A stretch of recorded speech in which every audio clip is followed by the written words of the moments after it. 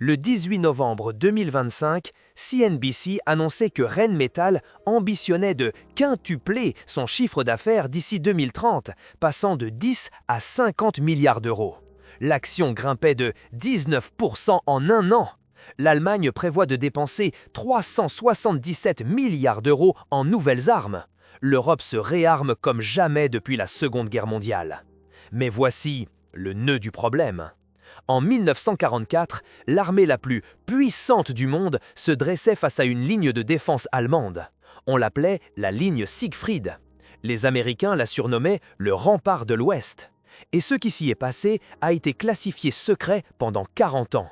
Car ce qui est écrit dans ces rapports explique pourquoi des soldats américains ont refusé d'attaquer, pourquoi des compagnies entières ont désobéi aux ordres, et pourquoi le Pentagone voulait faire oublier cette histoire. 140 000 pertes américaines en 6 mois. C'est l'histoire que les généraux de l'OTAN étudient aujourd'hui. Car les mêmes tactiques de défense allemandes qui ont détruit l'US Armée en 1944 sont aujourd'hui copiées par l'OTAN. Et Rheinmetall produit à nouveau des armes pour toute l'Europe. Imaginez, nous sommes en septembre 1944. Les Alliés ont libéré la France. Paris est tombé. La Wehrmacht se replie. Le général Eisenhower est convaincu que la guerre sera finie avant Noël. Les soldats américains sont sûrs de leur victoire. Ils ont pourchassé les troupes allemandes à travers toute la France. Maintenant, ils se tiennent devant la frontière allemande. Mais alors, ils la voient. Une ligne de béton et d'acier qui s'étend sur 630 km le long de la frontière allemande, de la Suisse aux Pays-Bas. 18 000 bunkers, 100 000 dents de dragons en béton, des barrages anti-chars à perte de vue, des champs de mines, des systèmes de tranchées, et derrière, des soldats allemands qui ne peuvent plus reculer. La ligne Siegfried. Hitler l'avait fait construire en 1936. Pendant 5 ans, 500 000 ouvriers ont travaillé sur cette forteresse. Elle a englouti un tiers de la production allemande totale de ciment. Et en 1944, elle devait devenir la sérieuse dernière défense du Reich. Le général Omar Bradley ordonna l'attaque. Le 11 septembre 1944, les premières unités américaines traversèrent la frontière allemande près d'Aix-la-Chapelle. Cela devait être une hopeful percée. Les généraux tablaient sur quelques semaines. Mais ce qui se passa alors dépassa les pires cauchemars. Voici les faits que le Pentagone a gardés mystérieux pendant 40 ans.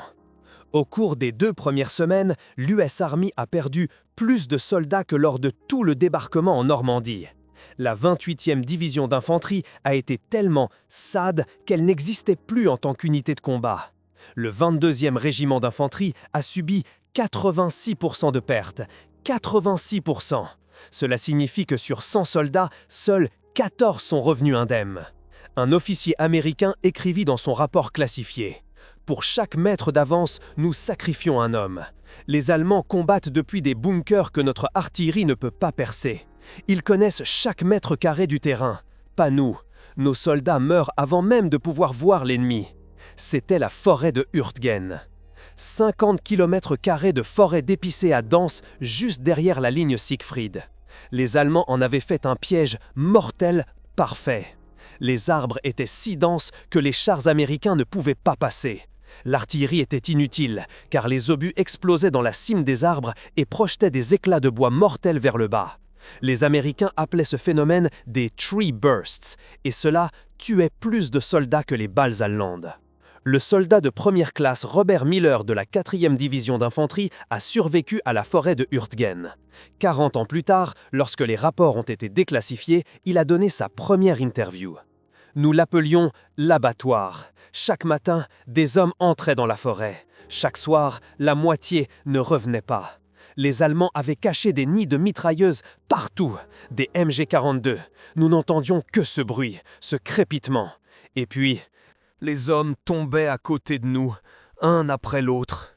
Mais voici la partie que le Pentagone voulait vraiment garder secrète. En novembre 1944, des unités entières ont commencé à refuser d'obéir aux ordres. Le rapport classifié de la Première Armée documente 17 cas distincts de refus d'obéissance en 3 semaines. Des compagnies refusèrent d'avancer dans la forêt, des soldats jetèrent leurs armes et s'enfuirent, des officiers signalaient des hommes qui se blessaient intentionnellement pour être évacués. Un bataillon de la 28e division a subi 83% de pertes en 48 heures.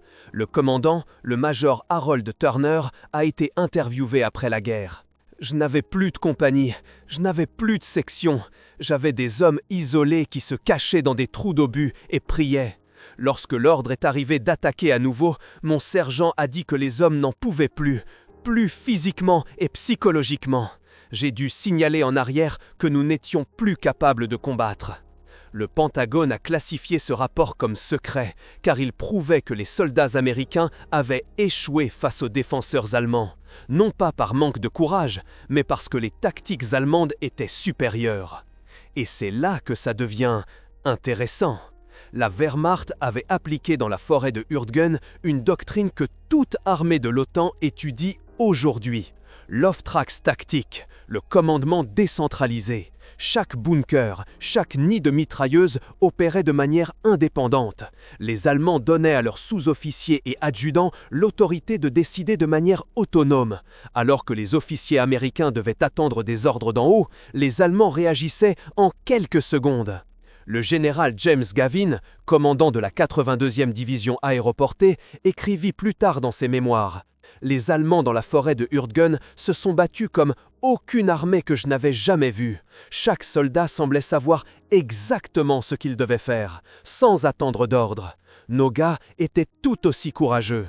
Mais ils étaient commandés alors que les Allemands dirigeaient. » En décembre 1944, les pertes américaines étaient si élevées qu'Eisenhower, sérieusement, intervint personnellement. Le commandant suprême des forces alliées se rendit au quartier général de la Première Armée. Les rapports qu'il y lut ne furent déclassifiés qu'en 1985. Et ce qui y était écrit choqua même les historiens.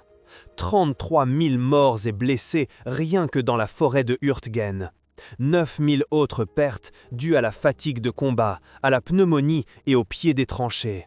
Le 22e régiment d'infanterie avait subi 2806 pertes pour une avancée de seulement 5500 mètres. Cela signifie un soldat mort ou blessé tous les 2 mètres. Le régiment mit 18 jours pour parcourir cette distance. Le taux de perte était de 86% de l'effectif normal. Selon les documents déclassifiés, Eisenhower aurait dit « Ce n'est plus une bataille, c'est un massacre. Nous sacrifions toute une génération de jeunes hommes pour quelques kilomètres de forêt allemande. » Mais l'attaque continua. Pourquoi? La réponse réside dans la situation politique. Washington avait besoin de victoire. Le public s'attendait à ce que la guerre se termine bientôt. Eisenhower était soumis à une énorme pression. Alors il ordonna de continuer à se battre, même si les rapports montraient qu'il s'agissait d'un massacre insensé. Et puis vint l'hiver. Novembre 1944, les températures chutèrent en dessous de 0. Dans la forêt de Hurtgen, la neige atteignait un demi-mètre. Les soldats américains n'avaient pas d'équipement d'hiver. Les lignes de ravitaillement étaient étirées à l'extrême, et les Allemands profitaient de la situation sans pitié. L'hôpital militaire de Liège signala en décembre 1944 une augmentation sans précédent des engelures et du pied des tranchées. 15 000 soldats américains furent évacués pour des blessures non dues à l'ennemi. Des hommes qui avaient passé des jours dans la boue glaciale, dont les pieds noircissaient, qui durent être amputés parce qu'on ne leur avait pas fourni de chaussettes sèches. Le sergent Guillaume Dubois de la 9e division d'infanterie le décrivit ainsi. « Nous avions des hommes qui n'avaient pas retiré leurs bottes depuis 2 semaines.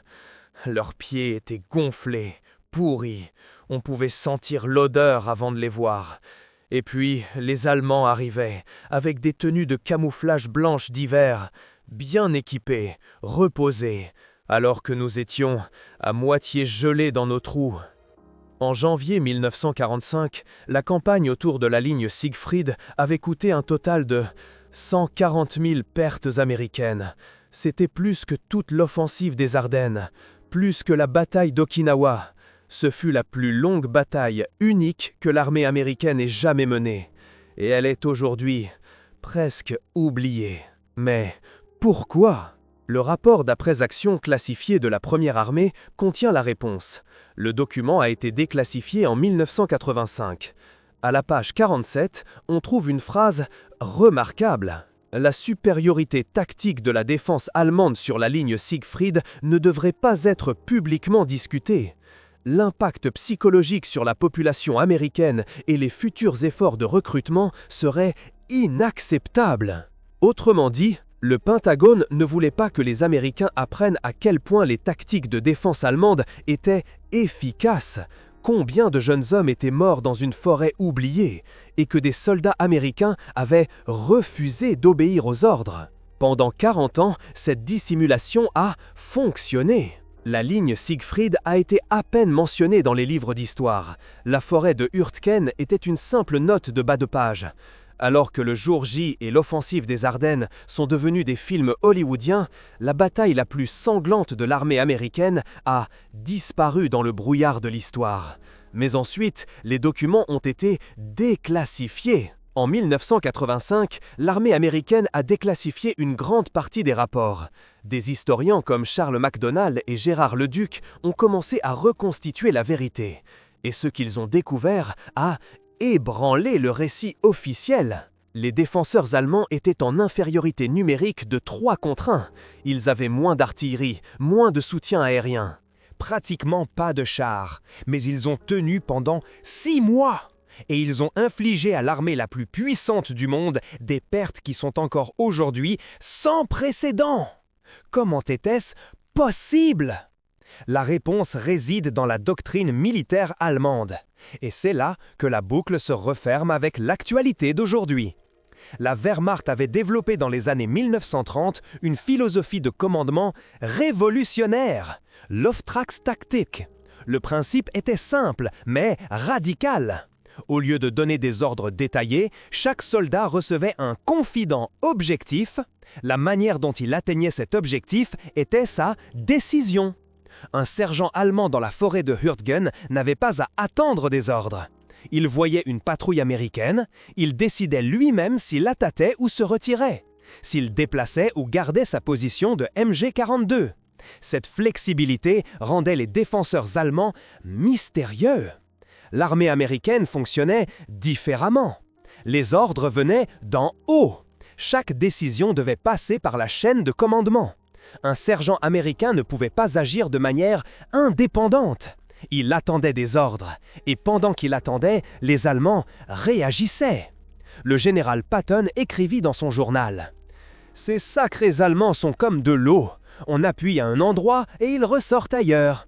On ne peut pas les clouer au sol. Chacun d'eux pense par lui-même. » Cette différence dans la philosophie du commandement a coûté à l'armée américaine des milliers de vies dans la forêt de Hurtgen. Mais le Pentagone n'était pas prêt à l'admettre. Dans les rapports classifiés, on trouve sans cesse des rationalisations. Le terrain était difficile, le temps était mauvais, les lignes de ravitaillement étaient étirées à l'extrême. Tout cela était vrai, mais la cause réelle n'a jamais été officiellement reconnue. La doctrine militaire allemande était supérieure. Ce n'est que des décennies plus tard. Lorsque les planificateurs de la guerre froide cherchaient des moyens de vaincre l'Union soviétique, qu'ils se sont ironiquement tournés vers l'expérience allemande, l'OTAN a adopté l'Auftragstaktik. Le manuel de campagne américain FM 105 a été entièrement réécrit en 1982, sur la base de concepts allemands de la Seconde Guerre mondiale. Et aujourd'hui, Rheinmetall, l'entreprise d'armement allemande qui fournissait les armes pour la ligne Siegfried en 1944, annonce des commandes records, 377 milliards d'euros pour de nouvelles armes. La Bundeswehr est censée devenir l'armée la plus forte d'Europe. Les mêmes compétences en ingénierie et la même tradition militaire allemande qui ont, agressive, décimé l'armée américaine dans la forêt de Hurtgen en 1944 produisent aujourd'hui à nouveau des chars pour l'Occident. Mais revenons à 1944. Car l'histoire de la ligne Siegfried a encore un autre aspect que le Pentagone voulait garder mystérieux. Il ne s'agissait pas seulement de la supériorité allemande, il s'agissait aussi d'un échec dégueulasse américain. En octobre 1944, le général Courtney Hodges ordonna un nouveau concept offensif. Le plan s'appelait Opération Queen. 4500 bombardiers alliés devaient détruire les positions allemandes avant que l'infanterie n'attaque. Ce devait être le plus grand soutien aérien pour une offensive terrestre de toute la guerre. Le 16 novembre 1944, à 11h45, le bombardement commença. 2807 bombardiers lourds et 1689 chasseurs bombardiers larguèrent 10 097 tonnes de bombes sur les positions allemandes. Les soldats américains regardaient depuis la lisière de la forêt alors que le ciel s'assombrissait, que la terre tremblait, que des forêts entières s'embrasaient.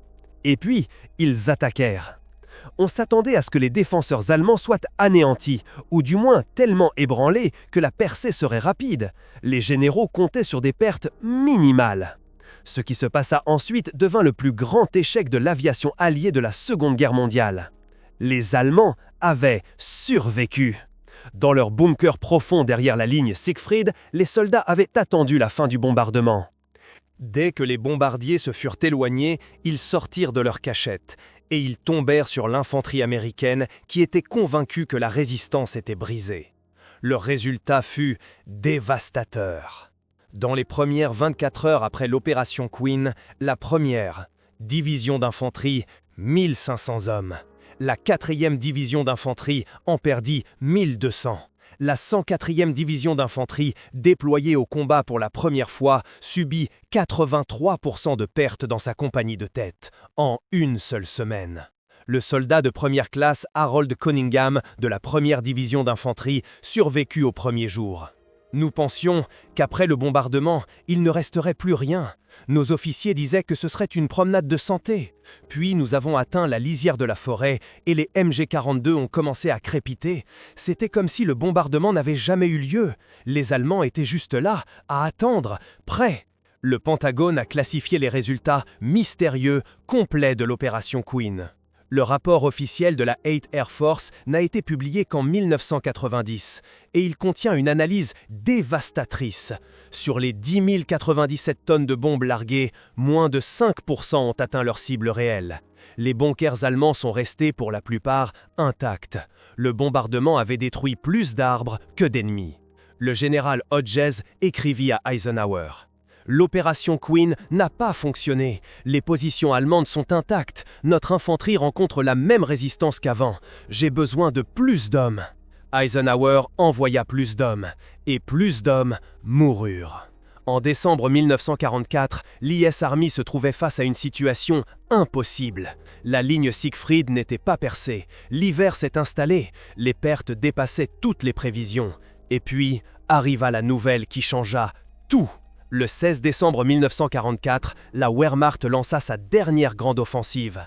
L'offensive des Ardennes. 250 000 soldats allemands, 1000 chars et 2000 caisses d'artillerie percèrent les lignes américaines. Soudain, la ligne Siegfried n'était, desperate, plus le problème principal. Soudain, l'US Army se battait pour, desperate, survivre. Mais voici la partie que les livres d'histoire, mystérieux, omettent. Les unités qui furent submergées dans les Ardennes étaient les SAD mêmes qui avaient été décimés dans la forêt de Hurtgen. La 28e division d'infanterie, qui avait perdu SAD 83% de ses hommes dans la forêt, avait été transférée dans les Ardennes, considérée comme une zone calme pour se reposer. Quand les Allemands attaquèrent, SAD n'existait pratiquement plus en tant qu'unité combattante. Les pertes sur la ligne Siegfried avaient créé les conditions du désastre des Ardennes. Le général Bradley l'admit plus tard dans ses mémoires. Nous avions consumé nos meilleures divisions dans la forêt de Hurtgen. Quand les Allemands attaquèrent dans les Ardennes, nous n'avions plus de réserve.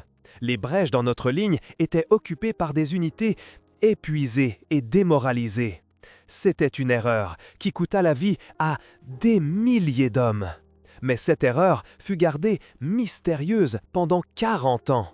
L'histoire officielle parlait de surprise, de mauvais temps qui avaient empêché la reconnaissance, de ruses allemandes. Ce qu'elle ne mentionnait pas, c'est que l'US Army avait perdu tellement d'hommes dans la forêt de Hurtgen qu'elle ne pouvait plus défendre les Ardennes. Au total, la campagne sur la ligne Siegfried coûta à l'US Army 140 000 soldats. À titre de comparaison, l'ensemble de l'invasion de la Normandie coûta 125 000 vies. La bataille d'Okinawa, 82 000. Aucune autre bataille de la Seconde Guerre mondiale n'a fait plus de victimes américaines que le combat contre la ligne Siegfried. Et pourtant, elle est aujourd'hui oubliée. Demandez à un Américain ce qu'était la bataille dans la forêt de Hurtgen. La plupart n'en auront jamais entendu parler. Demandez-leur ce qu'était le jour J ou l'offensive des Ardennes. Tout le monde connaît l'histoire. Ce n'est pas une coïncidence. C'est le résultat de 40 ans de classification et d'un oubli intentionnel. Mais l'histoire ne s'arrête pas en 1945. Car ce que l'US Army a appris dans la forêt de Hurtgen a changé la doctrine militaire américaine pour toujours. Et c'est là que la boucle se referme avec Rheinmetall et les 377 milliards d'euros d'aujourd'hui. En 1946, l'US Army créa un programme d'études secret. Son nom de code était Historical Evaluation and Research Organization, HERO. La mission était simple, analyser pourquoi la Wehrmacht allemande s'était battue avec autant d'efficacité et comment l'US Army pouvait copier ses tactiques. Les études HERO restèrent classifiées jusqu'en 1978. Ce qu'elles contenaient était honteux pour les militaires américains. Les analystes arrivèrent à la conclusion que l'infanterie allemande était, en moyenne, 3 fois plus efficace que son équivalent américain. Pas à cause de meilleures armes, pas à cause d'un meilleur entraînement, mais à cause d'une meilleure philosophie de commandement. Auftragstactik. Les Allemands donnaient à chaque soldat la responsabilité et l'autorité d'agir de manière indépendante. Les Américains traitaient leurs soldats comme des pièces d'une machine. Et dans le chaos de la forêt de Hurtgen, la machine s'était effondrée. Les rapports HERO recommandèrent une réforme radicale de la doctrine militaire américaine. Mais cette réforme prit des décennies. Ce n'est qu'en 1982 que l'US Army publia un nouveau Field Manual, FM 105, et à la page 7, on trouve une phrase qui pourrait provenir directement d'un manuel allemand de 1939. Confident. L'initiative des subordonnés est essentielle pour le succès sur le champ de bataille moderne. Les commandants doivent faire confiance à leurs subordonnés et leur donner la liberté d'agir de manière indépendante. C'est Auftragstactik, mot pour mot. L'OTAN adopta cette doctrine. Aujourd'hui, Auftragstactik est au cœur de toute formation militaire occidentale. L'ironie ne pourrait pas être plus grande. Les tactiques qui tuèrent 140 000 soldats américains sur la ligne Siegfried sont aujourd'hui enseignées par l'OTAN comme l'étalon or. Et les Allemands qui développèrent ces tactiques. Après la guerre, l'US Army recruta des surprises, centaines d'anciens officiers de la Wehrmacht. Ils devaient analyser l'Union soviétique, ils devaient conseiller l'OTAN. Des hommes qui avaient combattu des Américains dans la forêt de Hurtgen entraînaient maintenant des soldats américains. Le général Franz Halder, chef de l'état-major allemand de 1938 à 1942, travailla pour l'US Army jusqu'en 1961. Il écrivit plus de 2500 pages d'analyse pour les historiens militaires américains. Ses rapports sur les tactiques allemandes devinrent une lecture sérieuse à West Point. Pensez-y. Les hommes responsables de la mort de 140 000 soldats américains furent payés par les Américains après la guerre. Ils furent honorés, leurs tactiques furent copiées, et personne ne parla de ce qui s'était réellement passé dans la forêt de Hurtgen. Ce n'est pas une théorie du complot, ce sont des documents déclassifiés, ce sont des archives officielles, c'est une histoire qui a été intentionnellement oubliée.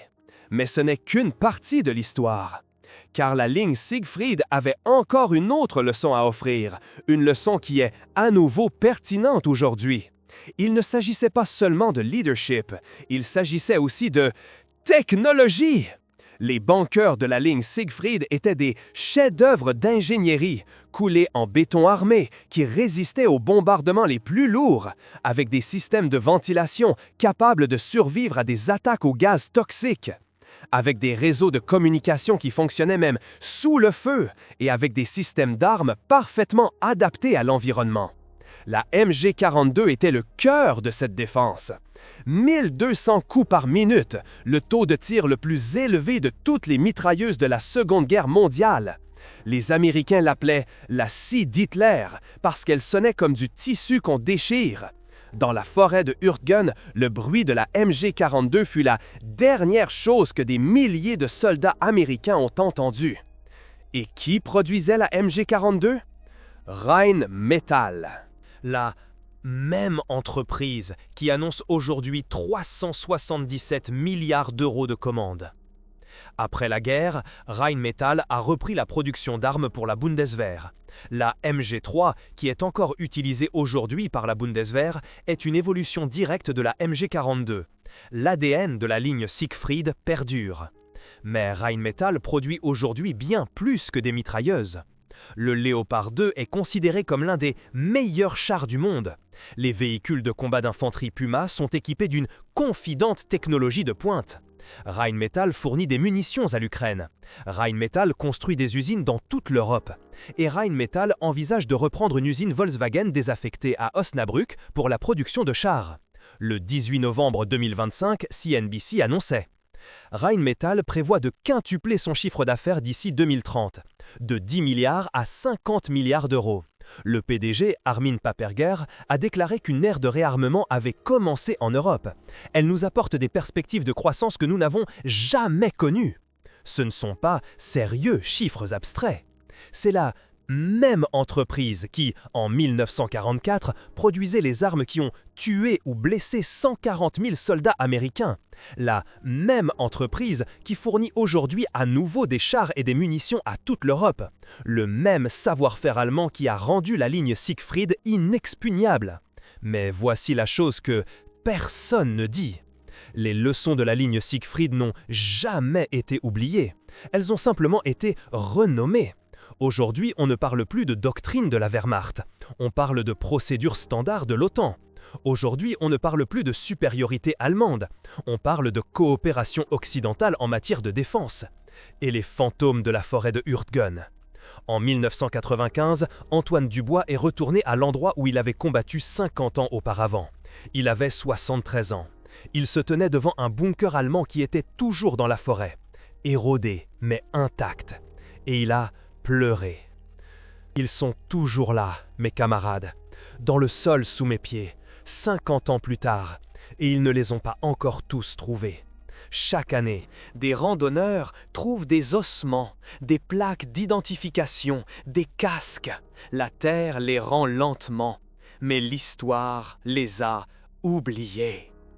Aujourd'hui, la Defense POW/MIA Accounting Agency travaille encore à retrouver les restes des soldats tombés dans la forêt de Hurtgen. Le Hurtgen Forest Project a identifié des dizaines de restes depuis 2017. Mais des centaines ne seront probablement jamais retrouvés. Cette histoire n'est, sérieusement, pas seulement du passé. C'est un sérieux avertissement pour l'avenir, car les mêmes schémas se répètent. En 2022, la Russie a attaqué l'Ukraine. L'Occident a envoyé des armes, des chars Léopard 2, les mêmes chars que produit Rheinmetall. Et que s'est-il passé? Le New York Times a rapporté en septembre 2023 que 25% des chars Léopard 2 livrés avaient été détruits ou endommagés au cours des premiers mois de l'offensive ukrainienne. The Spectator a écrit, sarcastique, « Les chars allemands sont toujours un flop ». Les critiques ont jubilé. Mais l'histoire est sérieusement plus compliquée. Les chars Léopard 2 n'ont pas été utilisés selon la doctrine allemande. Ils ont été envoyés en terrain découvert contre des champs de mines russes préparés, desperate, sans soutien d'infanterie. Exactement le contraire de ce que les commandants de chars allemands avaient appris pendant la Seconde Guerre mondiale. Un commandant de chars ukrainien qui a souhaité rester anonyme a déclaré au Washington Post en octobre 2023 « Nous avons reçu les meilleurs chars du monde, mais personne ne nous a dit comment les utiliser. Nous avons foncé dans des champs de mines parce que nous n'avions pas de reconnaissance. Nous avons perdu des hommes parce que nous n'avions pas d'infanterie pour nous protéger. Les chars étaient fantastiques. Nos tactiques étaient un désastre. Cela rappelle quelque chose. Dans la forêt de Hurtgen, c'était l'inverse. Les chars américains ont été utilisés dans une forêt dense où ils étaient inutiles, contre des positions allemandes préparées. La leçon à tirer des deux situations est la même. La meilleure technologie ne sert à rien si elle est mal utilisée. Et voici le vrai point de cette histoire. L'Allemagne se réarme à nouveau. 377 milliards d'euros pour de nouvelles armes. La plus forte armée d'Europe est en train de se constituer. Les alliés de l'OTAN jubilent, mais devraient-ils peut-être s'arrêter et se demander: avons-nous vraiment tiré les leçons de l'histoire? En 1944, l'US Army pensait qu'elle percerait la ligne Siegfried en quelques semaines. Cela a pris 6 mois et a coûté 140 000 hommes. Aujourd'hui, les stratèges occidentaux pensent qu'ils peuvent gagner n'importe quel conflit grâce à une technologie supérieure. La forêt de Hurtgen prouve le contraire. Les défenseurs allemands de 1944 avaient moins d'hommes, moins de chars, moins d'avions, mais ils avaient une philosophie de commandement supérieure. Ils avaient des hommes qui pouvaient penser et agir de manière indépendante. Et ils avaient des bunkers et des armes parfaitement adaptées au terrain. Rheinmetall produit à nouveau ses armes aujourd'hui. La Bundeswehr s'entraîne à nouveau selon la Auftragstaktik. Et l'OTAN adopte des concepts allemands comme s'ils étaient la référence absolue. Peut-être à juste titre, mais peut-être que quelqu'un devrait demander aux 140 000 soldats américains qui sont tombés sur la ligne Siegfried. Oh, attendez, on ne peut plus leur demander. Cette histoire vous a été racontée pour préserver la vérité que le Pentagone a cachée pendant 40 ans. Si vous souhaitez soutenir cette chaîne afin que nous puissions continuer à rechercher l'histoire oubliée, regardez le bouton Super Thanks sous cette vidéo. Tout soutien nous aide à poursuivre ce travail. Mais que signifie tout cela pour aujourd'hui? La ligne Siegfried nous enseigne 3 choses. Premièrement, la supériorité technologique ne garantit pas la victoire. Les États-Unis avaient plus de chars, plus d'avions, plus d'artillerie à 1944. Ils ont quand même perdu 140 000 hommes. Aujourd'hui, l'Occident croit à nouveau que la technologie seule gagne les guerres. La forêt de Hurtgen prouve le contraire. Deuxièmement, la philosophie de commandement est décisive. La Wehrmacht n'a pas gagné dans la forêt de Hurtgen parce qu'elle avait plus de soldats. Elle a gagné parce que chaque soldat pouvait penser et agir de manière indépendante. Il a fallu 40 ans pour que cette leçon pénètre dans les armées occidentales. Aujourd'hui, elle est dominante, mais elle n'est toujours pas appliquée de manière cohérente. Troisièmement, la dissimulation fonctionne. Pendant 40 ans, le public américain n'a rien su des vraies pertes sur la ligne Siegfried, rien des refus d'obéissance, rien du massacre dans la forêt de Hurtgen. L'histoire officielle a été écrite pour protéger l'armée, pas pour révéler la vérité. Et aujourd'hui, Rheinmetall annonce des commandes records. L'Allemagne redevient une puissance militaire. L'OTAN copie les tactiques allemandes, et presque personne ne se souvient de ce qui s'est passé en 1944. La ligne Siegfried est un sérieux avertissement, un rappel, une histoire oubliée, plus pertinente que jamais aujourd'hui. Les bunkers sont toujours là. Dans la forêt de Hurtgen, les randonneurs peuvent encore voir les ruines de béton, érodées, envahies par la végétation, mais intactes. Ces mêmes bunkers, qui ont résisté à 10 097 tonnes de bombes, sont toujours debout, 80 ans plus tard. Et sous le sol de la forêt reposent encore les restes de soldats américains. Chaque année, de nouveaux ossements sont découverts, de nouvelles plaques d'identification, de nouveaux vestiges d'une guerre officiellement terminée il y a 8 décennies. 140 000 soldats américains sont morts ou ont été blessés dans une bataille que leurs généraux croyaient être une victoire rapide. Ils sont morts contre des bunkers et des mitrailleuses produits par Rheinmetall, contre des soldats qui combattaient selon une doctrine aujourd'hui utilisée par l'OTAN. L'histoire ne se répète pas, mais elle bégaye. Et la question que je veux vous poser est la suivante. Rheinmetall, 377 milliards d'euros en 2025. Wehrmacht, rempart de l'Ouest, 1944. L'OTAN copie les tactiques allemandes. L'Allemagne redevient la plus grande armée d'Europe. Avons-nous vraiment tiré les leçons de l'histoire ou répétons-nous les mêmes erreurs? Écrivez votre opinion dans les commentaires. Cette chaîne vit de la discussion. Et n'oubliez pas de vous abonner, car il y a encore beaucoup d'histoires oubliées à raconter. À la prochaine fois. Prenez soin de vous.